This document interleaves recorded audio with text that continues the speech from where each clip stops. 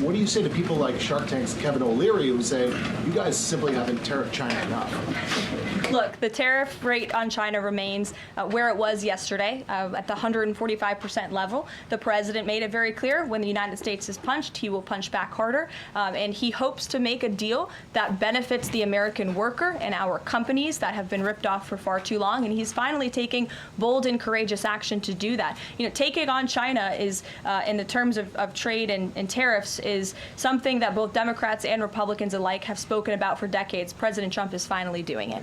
Okay, White House Press Secretary Leavitt was asked about Mr. Wonderful Kevin O'Leary demanding more tariffs on China, and he joins us now. O'Leary Ventures Chairman Kevin O'Leary. Kevin, it's great to have you back on. What did you make of the White House's response here? It's not enough. I really want to focus on more than just tariffs on China. I want to level the playing field. I speak on behalf of millions of American entrepreneurs who've been ripped off, their IP's been gone, investors like me who can't get any access to the Chinese courts. All of the WTO since China joined in 2000, they've abused it every week. You can look at thousands of complaints. And the one that makes me crazy is they come to the U.S. to tap our markets, our financial markets, our exchanges, raise billions of dollars, and they're not even GAP compliant. I can't do that. Why can a Chinese company do that? And I'm competing with their dollars. So all of this stuff has to get fixed. So what I want to do, and I'm just throwing it out there, and I'm glad it was brought up today, is let's just shut them down until they get to the table. I want to do business in China. I have no problems with Chinese people, but I want to be on a level playing field this time. I want to fix this once and for all. And I'm willing to live with the volatility. I understand that. But we've got to get Xi to the table. This is not like the other negotiations with the EU, Canada, Mexico, Switzerland, France. That's all going to get worked out, and we're going to have a zone of friendly trade at some tariff rate. I don't care.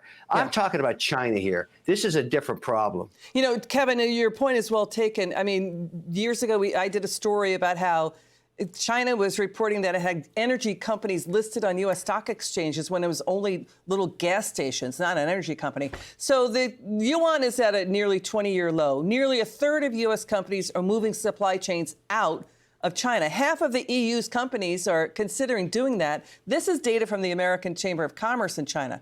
We're talking Apple, Samsung, Nike, Lululemon, Google, and Kevin, China's own company, Shein, is moving supply chains to Vietnam, Brazil, and Turkey. Tesla, Amazon, reportedly canceling their orders from China. Also, Swiss watchmakers like Rolex. Now, Kevin, here's the big question. How fast can other nations in Asia, like Vietnam, fire up their own supply chains to pick up from China? It takes years. That's the truth. I've moved facilities from China to Vietnam. It took me 4 years.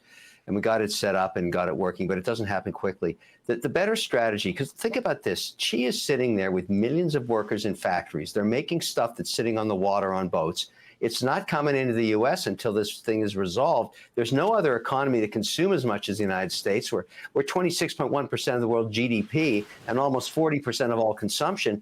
This has to get worked out. I mean, there's no question. Xi gets voted on every day because if you're a factory worker, millions of them, and you don't have a job and you can't feed your family, that's the end of Xi. That's what happens to supreme leaders. They cannot afford to have a riot on their hands in Tiananmen Square again.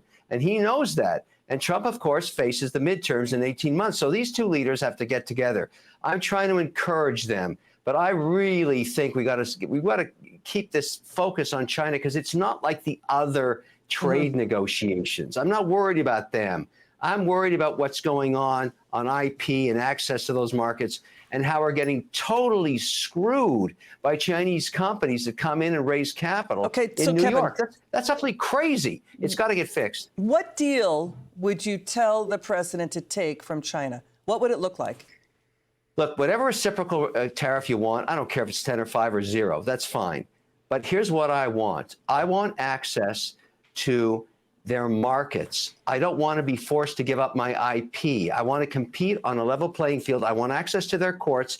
I want them to resolve all of the issues they have with the World Trade Organization that they said they were going to. Because if you bring a complaint through WTO, it's crickets. Nothing happens. And there has to be some kind of consequence for screwing these laws, which they've never faced. There has to be a consequence. I don't get to do what they do. I don't get to steal their IP. I can't bring my products to their markets, and they bring them here. Just to be clear, you get a successful entrepreneur in America, up to $5 million in sales on an annualized basis, and just like that, you find that product on Alibaba 5 weeks after it's proven successful domestically, and they've knocked it off and they're selling it into the American market at 30 to 40% discounts without paying a dime for the R&D. Yeah. What's wrong with that picture? Why do we allow this? This is what I'm talking about.